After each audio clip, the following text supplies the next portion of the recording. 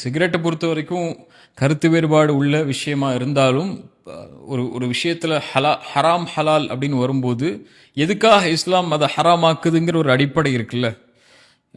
சிகரெட்டை ஹலாலாக்குற அறிஞர் யார்? யார் இதை ஹலால்னு சொல்கிறா? ஒரு மக்ரூ தடுக்கப்பட்டதுன்னு சொல்லுவாங்களே தவிர ஹலால்னு யாரும் சொல்ல மாட்டாங்க. அதை விட்டு விலகிக்கோங்க அப்படிப்பட்ட காரியம் தான் சொல்லி. ஆனால் மூளையை மயங்கடிக்கக்கூடியதான் ஹம்பர் மதுனா. சிகரெட்டும் மூளையை மயங்கடிச்சிடும். அது மட்டும் இல்லை, ஸ்மோக்கிங் நீங்கள் சிகரெட் பாக்கெட்டை வாங்கி பார்த்தாலே இதில் என்ன இருக்கும்? Smoking kills. இது ஒன்று கொன்றும்.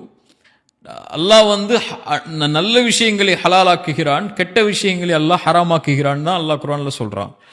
ஒரு மனிதனை கொலை செய்யக்கூடிய ஒவ்வொரு நொடியும் பல ஆயிரக்கணக்கான உயிர்கள் இந்த சிகரெட்டினால, இந்த புகையினால. நீங்கள் எங்கே போனாலும், எந்த சென்டருக்கு போனாலும், எந்த ஒரு விஷயத்துக்கு போனாலும் சிகரெட் அடிக்காதீங்க, ஒரு உயிரை கொள்ளும், மதுவும் புகையும் உங்கள் உயிரை கொள்ளும்னு எல்லா இடத்துலையும் அட்வர்டைஸ்மெண்ட் செய்கிறாங்க. நாடும் சரி, நாட்டுடைய அரசாங்கமும் சரி, அல்லது எல்லா வழிமுறைகளையும் சரி சொல்லக்கூடிய ஒரு உயிரெடுக்கக்கூடிய ஒரு விஷயத்தை இஸ்லாம் எப்படி ஹலாலாக்கும்னு நினைக்கிறீங்க? எனக்கு புரியலை.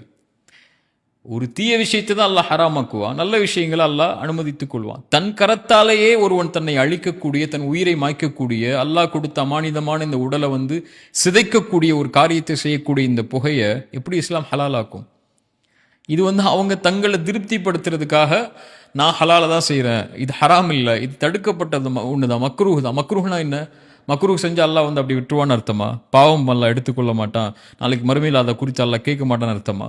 இப்போ அல்லாஹ்வுடைய தூதர் ஸல்லல்லாஹு அலைஹி வஸல்லம் அல்லாஹ் அனுமதிக்காத ஒரு செயலை செஞ்சுட்டு ஹலால்னா அதை ஹராம்னு, ஓகே நான் ஹராம் தான் செய்கிறேன்னு செய்யக்கூடிய ஒருவனுடைய பாவத்தை விட இது ஹராம் இல்லை ஹலால்னு செய்வான் தெரியுமா, அது மிகப்பெரிய கொடூரமான பாவம். அது அல்லாஹ் அப்படிப்பட்டவர்களை பாதுகாக்கணும்.